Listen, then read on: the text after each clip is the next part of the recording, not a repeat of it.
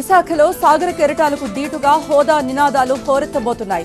పోలీసుల ఆంక్షలు, అనుమతి నిరాకరణ నేపథ్యంలో రేపు జరిగే మౌన పోరాటం ఉత్కంఠ రేపుతోంది. విశాఖలో ఏం జరుగుతుందోనన్న టెన్షన్ నెలకొంది. గణతంత్ర దినోత్సవ వేడుకలు 27, 28 తేదీల్లో విశాఖలో పార్ట్నర్షిప్ సమ్మిట్ నేపథ్యంలోనే హోదా ఆందోళనలు పోలీసులకు సవాల్గా మారాయి. పార్ట్నర్షిప్ సమ్మిట్లో 50 దేశాల నుండి 2000 మంది ప్రతినిధులు పాల్గొంటారు. 15 దేశాల వాణిజ్య మంత్రులు కూడా వస్తున్నారు. వారికి భద్రత కల్పించడం పోలీసులకు కత్తి మీద సాముగానే మారింది.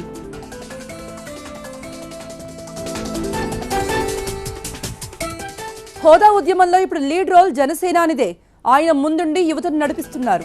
సోషల్ మీడియా వేదికగా యువతకు పూర్తిగా మద్దతు ప్రకటించారు. ట్విట్టర్లతో ఎప్పటికప్పుడు కామెంట్స్ చేస్తూ హోదా పోరాటాన్ని మరింతగా రగిలిస్తున్నారు జనసేన అధినేత. బహిరంగ సభలతో ఇన్నాళ్లు కేంద్రాన్ని నిలదీసిన ఆయన ఇప్పుడు ట్విట్టర్లు, పాటలతో ఉద్యమానికి నాయకత్వం వహిస్తున్నారు. జల్లికట్టు ఉద్యమంతో హోదా పోరాటం మళ్లీ మొదలైన నేపథ్యంలో పవన్ కళ్యాణ్ విడుదల చేసిన దేశ్ బచావో ఆల్బమ్ యువతలో కొత్త ఉత్సాహాన్ని ఇస్తోంది. ప్రస్తుత కుల మత అవకాశవాద రాజకీయాలకు వ్యతిరేకంగా జనసేన అధినేత 4 పాటలు విడుదల చేశారు. తన సినిమాల్లోని పాటలను రీమిక్స్ చేసి జనసేన వెబ్ ఛానల్లో పెట్టారు.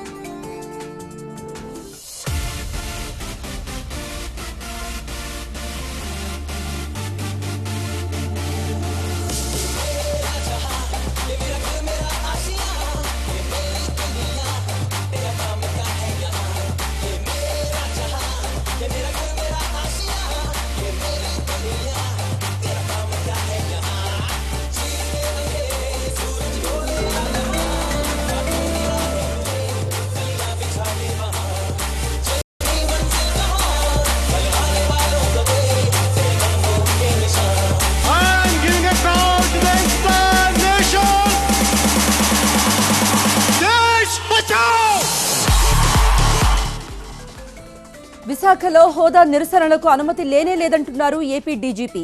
సోషల్ మీడియాలో పిలిపిచ్చి ఆందోళనలు చేస్తామంటే కుదరదన్నారు. ఏదైనా జరిగితే ఎవరు బాధ్యత వహిస్తారని ప్రశ్నించారు డీజీపీ. 26వ తేదీన ఎవరూ ఆందోళనలో పాల్గొనవద్దని చెబుతున్నారు. బేసికలీ ఎనీ గ్యాదరింగ్, నార్మల్గా పబ్లిక్ గ్యాదరింగ్లో మేమేం చూస్తామంటే శాంతి భద్రతలు మెయింటైన్ అవ్వాలి కాబట్టి ఆర్గనైజర్స్ మా దగ్గర రావడం, పర్మిషన్ తీసుకోవడం, వారికి సరైనటువంటి సెక్యూరిటీ అరేంజ్మెంట్స్ చేయడం, అదేవిధంగా ట్రాఫిక్ ఆర్డర్ని మెయింటైన్ చేసుకోవడం, ఇవన్నీ కూడా ఒక పబ్లిక్ గ్యాదరింగ్లో ఎప్పుడూ భాగం. అది అన్నట్టు మనం ఎక్కడో ఒక 10 లక్షలు, 1 లక్ష మంది జాయిన్ అవుతాం. జాయిన్ అయినప్పుడు అక్కడ శాంతి భద్రతలు ఆటోమేటిక్గా మెయింటైన్ అవుతాయి అనుకునేటువంటి పరిస్థితి సమాజంలో ఇవాళ లేదు. అయితే పవన్ కళ్యాణ్ మాత్రం శాంతియుత నిరసనలకు అనుమతి ఇవ్వాల్సిందేనంటూ డిమాండ్ చేశారు. డీజీపీ వ్యాఖ్యలపై ఆయన ట్విట్టర్ వేదికగానే స్పందించారు. మరోవైపు మంత్రి అయ్యన్న పాత్రుడు తనపై చేసిన వ్యాఖ్యలపై కూడా స్పందించారు జనసేన చీఫ్ పవన్ కళ్యాణ్. ఎన్నికల సభలో మోదీ పక్కన తాను కూర్చున్న విషయం వాస్తవమేనని, అయితే పార్లమెంట్లో కూర్చున్న అధికార పార్టీలు హోదా కోసం ఏం చేస్తున్నారని ప్రశ్నించారు. ప్రజల అసంతృప్తిని ఎంపీలు కేంద్రానికి చెప్పడంలో విఫలం కావడంతోనే ఈ పరిస్థితి వచ్చిందంటూ ట్వీట్ చేశారు పవన్. ఏపీకి ప్రత్యేక హోదా కోసం చిత్తూరు జిల్లా చంద్రగిరి వైసీపీ ఎమ్మెల్యే చెవిరెడ్డి భాస్కర్ రెడ్డి జలదీక్షకు దిగారు. రామచంద్రాపురం మండలం రాయల చెరువులో వందలాది మంది కార్యకర్తలతో కలిసి జలదీక్షను పూనారు. ప్రాణాలైనా అర్పిస్తాం, ప్రత్యేక హోదా సాధిస్తామంటూ నినాదాలు చేశారు. తమిళల స్ఫూర్తితో ఏపీ సీఎం చంద్రబాబు ప్రత్యేక హోదా ఉద్యమాన్ని ముందుండి నడిపించాలన్నారు చెవిరెడ్డి.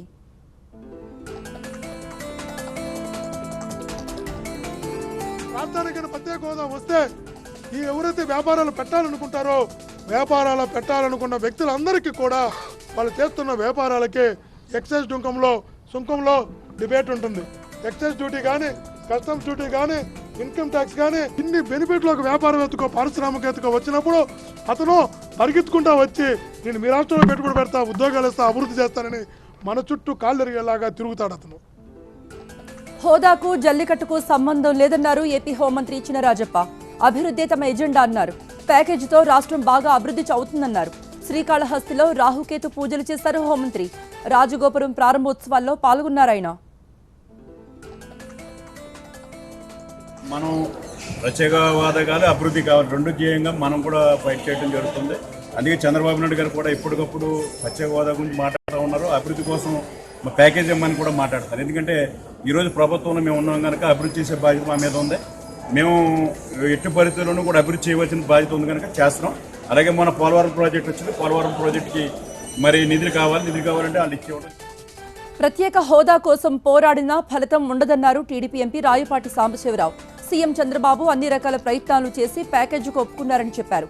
జల్లికట్టు సమస్య వేరు, ప్రత్యేక హోదా వేరంటున్నారు రాయపాటి.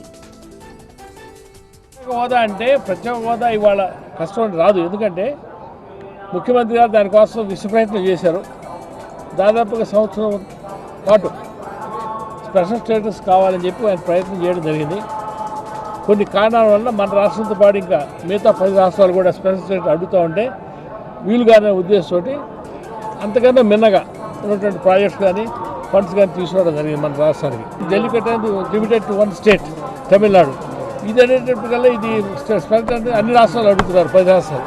దాంతో గవర్నమెంట్కి ఇబ్బందిగా ఉంది, దాంతో ఇవ్వలేకపోయారు. అది కేంద్ర రాష్ట్ర ప్రభుత్వాల వైఫల్యాల వల్లే ఏపీకి ప్రత్యేక హోదా రావటం లేదని అన్నారు కేంద్ర మాజీ మంత్రి పల్లం రాజు. ప్రత్యేక హోదాపై కాంగ్రెస్ ఎప్పటికీ మాట తప్పదన్నారు ఆయన. ఏపీకి ప్రత్యేక హోదా వచ్చేంత వరకు కాంగ్రెస్ పోరాడుతుందని చెప్పారు ఆయన. హోదా గురించి అది ఒక చాలా న్యాయమైన కోరిక రాష్ట్రానికి. దాని గురించి మరి కాంగ్రెస్ పార్టీ కట్టుబడి ఉంది.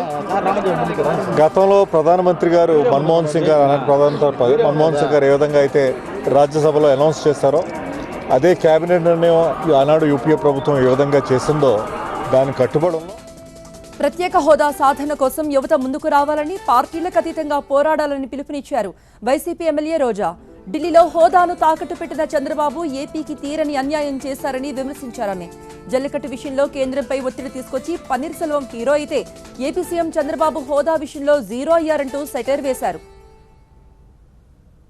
ఈరోజు నోట్లో నాలుగు లేని పన్నీర్ సెల్వం జల్లికట్టు విషయంలో ఆర్డినెన్స్ తెప్పించుకోగలిగితే మరి ఢిల్లీలో నేను చక్రం తిప్పుతాను అని చెప్పుకునే పెద్ద మనిషి చంద్రబాబు నాయుడు ఈ రోజు ఏ విధంగా జీరోగా మిగిలిపోయాడు, పన్నీర్ సెల్వం ఎలా హీరోగా మిగిలిపోయాడో మనం కళ్ళారా చూస్తున్నాం. రాష్ట్రంలోని యువతను అడ్డుపెట్టుకుని ప్రతిపక్ష నేత జగన్ కుట్రలు చేస్తున్నారని పాయకరావుపేట ఎమ్మెల్యే అనిత అన్నారు. రాష్ట్రానికి పెట్టుబడులు, పరిశ్రమలు రాకుండా అడ్డుకునేందుకు ప్రయత్నిస్తున్నారని ఆరోపించారామె. 27, 28 తేదీల్లో విశాఖలో జరగనున్న CII సమ్మిట్ను అడ్డుకునేందుకు యువతను రెచ్చగొడుతున్నారన్నారు. జల్లికట్టుతో హోదాను పోల్చడం సిగ్గుచేటన్నారు అనిత. వైఎస్ జగన్మోహన్ రెడ్డి గారు చేస్తున్న పని అయితే యువతను అడ్డుపెట్టుకొని మభ్య పెడుతున్నారు. వీళ్ళకున్న మెయిన్ టార్గెట్ ఏంటంటే అరాచక శక్తుల్ని. వైజాగ్ సిటీ చాలా పీస్ఫుల్ సిటీ. వైజాగ్కి వరల్డ్ వైడ్ ఈరోజు చూస్తున్నారు. వైజాగ్ సిటీ వైపు 27, 28 తారీఖుల్లో జరగబోయే సమ్మిట్కి వరల్డ్ వైడ్గా చాలామంది వస్తున్నారు. వాళ్ళందరి దృష్టిలో వైజాగ్లో ఒక అరాచకం సృష్టించాలి అన్న దురుద్దేశంతో మాత్రమే ఈ వ్యవహారాన్ని చేస్తున్నారు. దీన్ని ఎట్టి పరిస్థితుల్లోని మనము ఖండించాల్సిన అవసరం ఉంది. ప్రత్యేక హోదా అన్న ఒక సెంటిమెంట్ని పట్టుకొని దాన్ని జల్లికట్టు ఉద్యమంతో కంపేర్ చేసి మీరు చేస్తున్న రాద్ధాంతం ఒక్కసారి మీరు కూడా పునరాలోచించుకోవాలి. ప్రత్యేక హోదా కల్పించాలని డిమాండ్ చేస్తూ గుంటూరులో వైసీపీ మౌన ప్రదర్శన నిర్వహించింది. విశాఖలో జరగనున్న ఆందోళన కార్యక్రమానికి మద్దతుగా సాగిన మౌన ప్రదర్శన అండల్పేట్ నుండి లాడ్జ్ సెంటర్ కూడలి వరకు సాగింది. అనంతరం లాడ్జ్ సెంటర్లో అంబేద్కర్ విగ్రహానికి పూలమాలలు వేసి వైసీపీ నేతలు, కార్యకర్తలు నివాళులర్పించారు. ఆంధ్రుల మనోభావాలను కేంద్ర రాష్ట్ర ప్రభుత్వాలు పట్టించుకోవడం లేదంటున్నారు వైసీపీ నేతలు. తెలుగు రాష్ట్ర ప్రజల మనోభావాలని మీకు కనబడతల్లా, అందుకే కొవ్వొత్తుల వెలుగులో మీకు మా మనోభావాలు చెప్పాలనే ఆలోచనతో 26వ తారీఖున రాష్ట్ర వ్యాప్తంగా కూడా కొవ్వొత్తుల ర్యాలీ నిర్వహిస్తూ ఉన్నాం. తర్వాత చెప్పడానికి ఏముంది, కార్యక్రమాలు చేయడమే మా వంతు. పరిణామాలని రెండు ప్రభుత్వాలే జరగబోయే పరిణామాలకి బాధ్యత వహించవలసిన పరిస్థితులు ఏర్పడతాయి. హోదా ఉద్యమానికి హీరో సంపూర్ణేష్ బాబు వరుస ట్వీట్లు సంధిస్తున్నాడు. హోదా అంటే స్థాయి అని, ప్యాకేజ్ అంటే భిక్ష అంటూ తాజాగా ట్విట్టర్లో పోస్ట్ పెట్టాడు సంపూర్ణేష్. దీనికి భారీగా రీట్వీట్లు వస్తున్నాయి. హోదా అంటే రక్ష, ప్యాకేజ్ అంటే భిక్ష అంటూ సంపూర్ణేష్ ఫాలోవర్లు రీట్వీట్లు చేస్తున్నారు. తూర్పు గోదావరి జిల్లాలో మరోసారి ఉద్రిక్త పరిస్థితి నెలకొంది. కాపు రిజర్వేషన్ల సాధన కోసం సత్యాగ్రహ యాత్ర తలపెట్టిన మాజీ మంత్రి, కాపు ఉద్యమ నేత ముద్రగడ పద్మనాభాన్ని హౌస్ అరెస్ట్ చేశారు పోలీసులు. పాదయాత్ర కోసం రావులపాలెం బయలుదేరుతూ ఉండగా తీవ్ర ఉద్రిక్తతల మధ్య ముద్రగడను గృహ నిర్బంధంలో ఉంచారు. మరోవైపు ఎటువంటి అవాంఛనీయ సంఘటనలు తలెత్తకుండా కోనసీమలో 4000 మంది పోలీసులను మోహరించారు. ముద్రగడ మీడియాతో మాట్లాడుతూ కాపు జాతి ఆశలను చంద్రబాబు తుంగలో తొక్కుతున్నారని ఆరోపించారు. రెండోసారి తన పాదయాత్రను అడ్డుకుంటున్నారని, అయినా పాదయాత్ర విరమించేది లేదన్నారు ఆయన. ఉద్యమ నేతలతో కలిసి భవిష్యత్ కార్యాచరణ ప్రకటిస్తానంటున్నారు ముద్రగడ. ఏదైతే హామీ పాదయాత్ర ద్వారా ఇచ్చారో, కాపు సత్యాగ్రహ యాత్ర ద్వారా నిరసన తెలియజేయాలనే ఉద్దేశంతో రెండో దఫా ఈ పాదయాత్ర కార్యక్రమం పెట్టాం. కానీ రాష్ట్రంలో హిట్లర్ తాలూకు వంశం ఇంకా ఉందని రుజువు చేస్తూ ఉన్నారు ముఖ్యమంత్రి గారు. ఈ జాతి అంటే బాగా లోకువా. ఏపీ రాజధాని అమరావతిని ఫ్రీ జోన్ చేయాలని రాయలసీమ పరిరక్షణ సమితి వ్యవస్థాపక అధ్యక్షుడు బైరెడ్డి రాజశేఖర్ రెడ్డి దీక్షకు దిగారు. జనాభా ప్రాతిపదికన ఉద్యోగాలు, ప్రమోషన్లు కల్పించాలని డిమాండ్తో దీక్ష చేపట్టారు. రాజధానికి సంబంధించిన ఉద్యోగాల్లో రాయలసీమ వాసులకు అన్యాయం జరిగిందంటున్నారు. 40% జనాభా ఉన్న రాయలసీమకు 40% మాకు కోటా అక్కడ ఇవ్వండి. మిగతా జోన్ల వాళ్ళకు కూడా కోటా ఫిక్స్ చేయండి. మొత్తం మీద అమరావతిలో ఎన్ని ఉద్యోగాలు ఈరోజు ఫిలప్ చేశారో ఒక్కడైనా రాయలసీమ వారికి ఇచ్చారా? లేదే. మరి ఫ్రీ జోన్ అన్నటువంటిది అది ఒక మాట తప్ప. డిజిటల్ లావాదేవీలు అమలవుతున్న దేశాల్లోని అత్యుత్తమ విధానాలను పరిశీలించి తుది నివేదిక ఇస్తామని చెప్పారు AP CM Chandrababu. Digital transactions పై ప్రధాని నియమించిన సీఎంల కమిటీకి చంద్రబాబు నాయకత్వం వహిస్తున్నారు. 4 సీఎంలు కలిసి మధ్యంతర నివేదికను ప్రధానికి అందించారు. తామిచ్చిన నివేదిక పట్ల ప్రధాని సంతోషం వ్యక్తం చేశారని చెప్పారు సీఎం. డిజిటల్ కరెన్సీ తక్కువ ఖర్చు ఉండాలి కంపేర్ టు ఫిజికల్ కరెన్సీకి. మామూలు డబ్బులు కంపేర్ చేసుకుంటే తక్కువ ఉండాలి, లేకపోతే 2 సమానంగా ఉండాలి. అదొక రికమెండేషన్ ఇచ్చాం. ఎక్కడికక్కడ ఇన్ఫ్రాస్ట్రక్చర్ని బిల్డప్ చేయమని ఇచ్చాం. స్మార్ట్ ఫోన్కి ఒక 1000 రూపాయలు సబ్సిడీ ఇవ్వడం, బయోమెట్రిక్ డివైస్కి ఒక 1000 రూపాయలు సబ్సిడీ ఇవ్వడం, ట్రాన్సాక్షన్స్ ఇన్సూరెన్స్ చేసి ఎవరికన్నా గారు ఎక్కడన్నా మోసపోతే వాళ్ళకు ఇన్సూరెన్స్ డబ్బులు వచ్చి ఇచ్చేయమని చెప్పాం. వంశధార ప్రాజెక్టు నిర్మాణం సకాలంలో పూర్తి కాకపోవడానికి గత ప్రభుత్వమే కారణమని ఇరిగేషన్ శాఖ మంత్రి దేవినేని ఉమా ఆరోపించారు. ప్రాజెక్టు నిర్వాసితులకు పరిహారం ఇచ్చేందుకు శ్రీకాకుళం జిల్లా హీర మండలానికి మంత్రుల బృందం వచ్చింది. దళారీలు లేకుండా పూర్తి స్థాయిలో నిర్వాసితులకు పరిహారం అందేలా చర్యలు తీసుకుంటామన్నారు మంత్రులు.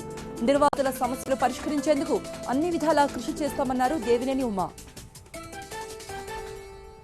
ఏదైతే దానికి సంబంధించిన డబ్బులు జాయింట్ కలెక్టర్ ఆధ్వర్యంలో 150 కోట్లు జిల్లా యంత్రాంగం చేతిలోకి వచ్చాయి.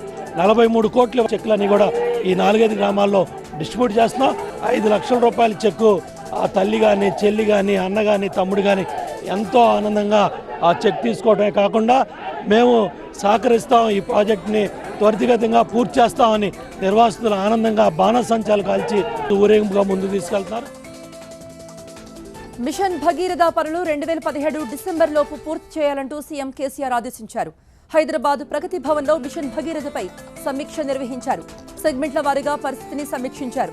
Intake wells, water treatment plant, pipeline, విద్యుత్ సబ్స్టేషన్ తదితర నిర్మాణాల పురోగతిని సీఎం అడిగి తెలుసుకున్నారు. మిషన్ భగీరథకు కరెంటు చాలా అవసరమని, విద్యుత్ సబ్స్టేషన్ల నిర్మాణం, లైన్ల నిర్మాణం వేగంగా పూర్తయ్యేలా చూడాలని కోరారు సీఎం కేసీఆర్.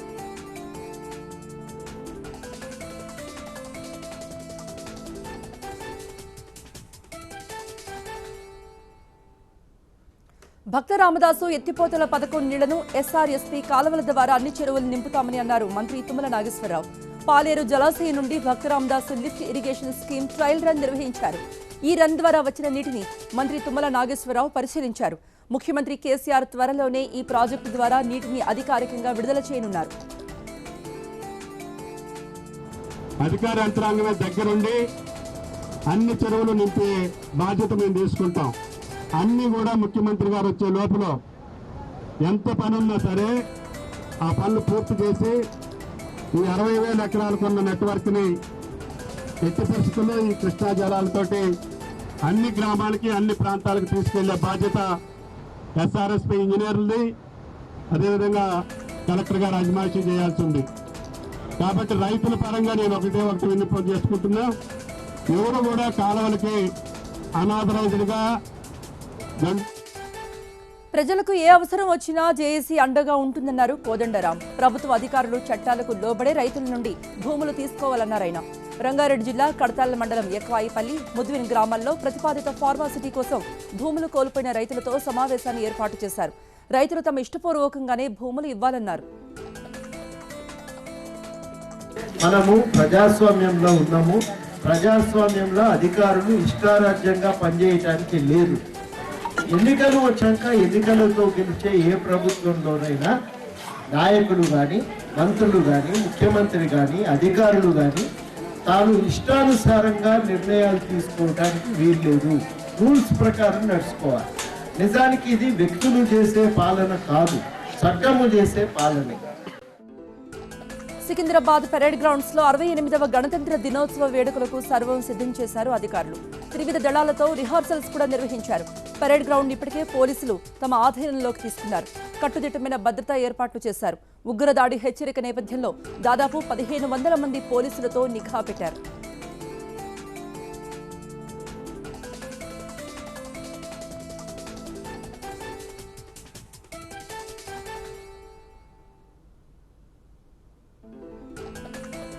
ఎర్రచందనం స్మగ్లింగ్ లో ఇంటి దొంగల పాత్రను నిరోధించలేకపోతున్నామన్న టాస్క్ ఫోర్స్ డీఐజీ చేసిన వ్యాఖ్యలను డీజీపీ సాంబశివరావు తప్పుపట్టారు. ఆయన నుండి వివరణ కోరనున్నామని తెలిపారు. ఆ ఇంటి దొంగలెవరో కూడా విచారణ కూడా జరిపిస్తామన్నారు ఏపీ డీజీపీ. డిపార్ట్మెంట్లో ఎన్ని ఇబ్బందులున్నా ఎన్ని తప్పులు జరిగినా always it is better same officer should have done it before the DGP, brought it to the notice of the DGP. ఇప్పుడు మీడియా ముందుకు పోయారనేటువంటిది కాదు ప్రశ్న. అక్కడ మీడియా కూడా మిత్రులే కాబట్టి తప్పేలేదు. Nothing wrong to you, we came to know that, but that doesn't mean you first tell the media, you first tell the DGP. If you don't take action you go to the media. తప్పే media పోవడం తప్పు అని అట్లా నేను అంటాను. That's not the way you do it. Actually it's not the right core conduct for any member of service the police department. 100% we are inquiring into that. We are calling for an explanation of the officer also. It's not correct. It's not a gone. Visakha జిల్లాలోని ముదుపాక భూ కుంభకోణం BJP TDP ఎమ్మెల్యేల మధ్య ఆధిపత్య పోరుకు దారితీసింది. బాధితుల భూముల కోసం బీజేపీ ఎమ్మెల్యే విష్ణుకుమార్ రాజు పోలీసులను ఆశ్రయించగా ఆయన తీరును టీడీపీ ఎమ్మెల్యే బండారు సత్యనారాయణ తప్పుపడుతున్నారు. తన నియోజకవర్గంలో తనకు తెలియజేయకుండా విష్ణుకుమార్ రాజు పోలీసులకు ఫిర్యాదు చేశారని, అలాగే టీడీపీకి చెందిన సర్పంచ్పై కేసులు నమోదు చేయడం తగదంటున్నారు. బ్రోకర్ పని చేస్తూ రైతులను బ్లాక్ మెయిల్ చేస్తున్నారు. ఒక 80 ఎకరాల దగ్గర ఓడానికి ప్రతిపాదనలు పెట్టి ప్రతిపాదనలు తయారు చేయించి బెదిరించి ఆయన ముద్దాయి కూడా మరి తెలుసో విష్ణుకుమార్ గారు వేరే పార్టీ అని, బీజేపీ కాదు, తెలుగుదేశం కాదు, ఒక పార్టీ నాయకుడు. మాకిద్దరికి వ్యతిరేకమైన పార్టీ నాయకులు తీసుకొని వెళ్ళి మా పార్టీ కార్యకర్తలు, మా సర్పంచ్ మీద, మా కుటుంబం మీద కేసు పెట్టమనడం ఇది తగిన రీతి కాదు. హైదరాబాద్ లో ఆటో డ్రైవర్లు ఇష్టారీతిలో డ్రైవింగ్ చేస్తున్నారు. కనీసం ప్యాసింజర్ ఆటో ఎక్కిందా లేదా అనేది కూడా చూడకుండా రైమంటూ వెళ్లిపోతున్నారు. తాజాగా రాజేంద్ర నగర్ లో ఓ మహిళ ఆటో ఎక్కకుండానే ఆటోను ముందుకు దూకించాడు ఆటో డ్రైవర్. దీంతో ఏకంగా 1/2 కిలోమీటర్ పాటు మహిళను లాక్కెళ్లింది ఆటో. 2 రోజుల క్రితం పాత బస్తీలో ఆటో డ్రైవర్ నిర్లక్ష్యం కారణంగా నిండు ప్రాణం బలైంది. షంషీర్గంజ్లో ఓ దినసరి కూలీ రోడ్డు దాటుతుండగా అమాంతం అతని మీద ఆటో పడడంతో అక్కడికక్కడే మృతి చెందాడు జంగయ్య. ఆటో ముందు చక్రం ఊడిపోవడంతో ఒక్కసారిగా ఆటోపైకి లేచి రోడ్డుపైకి వెళుతున్న జంగయ్యపై పడింది. దీంతో జంగయ్య అక్కడికక్కడే మృతి చెందాడు.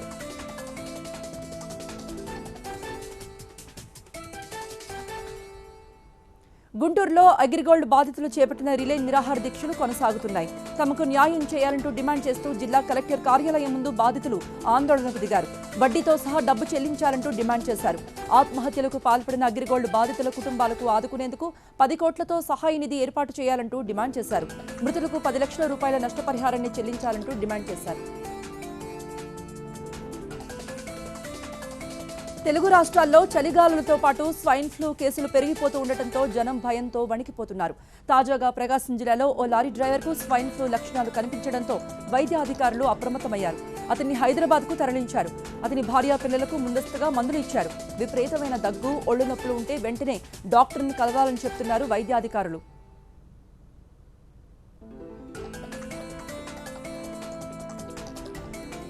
ఈ స్వైన్ ఫ్లూ అనేది H1N1 వైరస్ వల్ల వస్తుంది. అది ఒకళ్ళ నుంచి ఒకళ్ళకు వ్యాప్తి చెందుతుంది. ఆ జబ్బు వచ్చిన తర్వాత ఇబ్బంది పడేదానికన్నా ఆ జబ్బు రాకుండా ప్రివెంటివ్ మెజర్స్గా మాస్క్లు వాడవలసి వస్తుంది.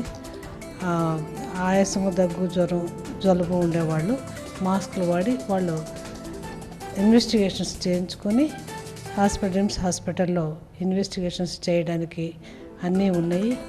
దాన్ని ఉపయోగించుకోవాలి. జల్లికట్టుకు గ్రీన్ సిగ్నల్ వచ్చినా ఇంకా వివాదం కొనసాగుతోంది. ఒకవైపు జల్లికట్టు క్రీడను గ్రాండ్ గా జరుపుకునేందుకు తమిళులు సిద్ధమవుతూ ఉంటే మరోవైపు హింసాత్మక ఘటనలపై కూపీలాగుతున్నారు పోలీసులు. బాధ్యులైన వారిపై చర్యలు తీసుకునేందుకు వీడియో ఫుటేజ్ పరిశీలిస్తున్నారు. అటు మెరీనా బీచ్ లో జరిగిన హింసాత్మక ఘటనలపై వివరణ ఇవ్వాలని తమిళనాడు ప్రభుత్వానికి హెచ్ఆర్సీ నోటీసులు జారీ చేసింది.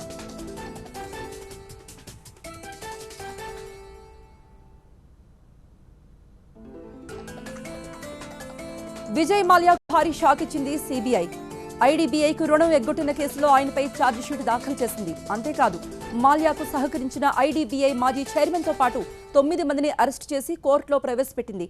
కింగ్ ఫిషర్ ఎయిర్లైన్స్ మాజీ ఉద్యోగి అయిన రఘునాథన్ మాల్యాకు అప్పనంగా లోన్ కట్టబెట్టినట్టు సిబిఐ అధికారులు ఛార్జిషీట్లో పేర్కొన్నారు.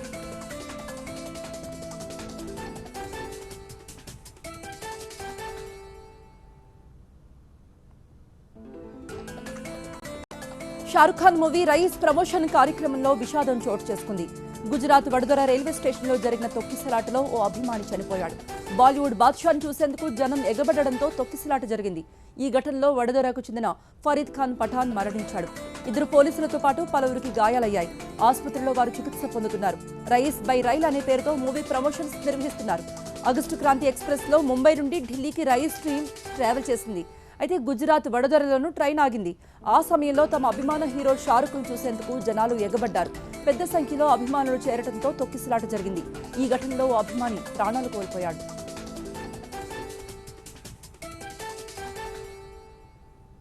యూపీ ఎన్నికల్లో స్టార్ క్యాంపెయినర్ గా రంగంలోకి దిగుతున్నారు ప్రియాంక గాంధీ. ఇప్పటికే పార్టీ వ్యవహారాల్లో కీలకంగా వ్యవహరిస్తున్న ప్రియాంక లీడ్ ప్రచారకర్తగా ప్రజల్లోకి వెళుతున్నారు. యూపీ కాంగ్రెస్ విడుదల చేసిన 40 మంది కాంగ్రెస్ క్యాంపెయినర్స్ లిస్టులో ప్రియాంక పేరు కూడా ఉంది. సోనియా, రాహుల్ గాంధీతో పాటు ప్రియాంకలు కాంగ్రెస్ విజయం కోసం ప్రచార బరిలోకి దిగబోతున్నారు. అయితే మొదటి నుండి యూపీలో ప్రియాంక గాంధీ ప్రచారం చేస్తారన్న వార్తలున్నాయి. అంతేకాదు కాంగ్రెస్ ఎస్పీ మధ్య పొత్తు చర్చల్లోనూ ప్రియాంక కీలకంగా వ్యవహరించారన్న వార్తలు కూడా వచ్చాయి. ఎన్నికల వ్యూహాల్లోనూ ప్రియాంక మార్క్ ఉందంటున్నారు నేతలు.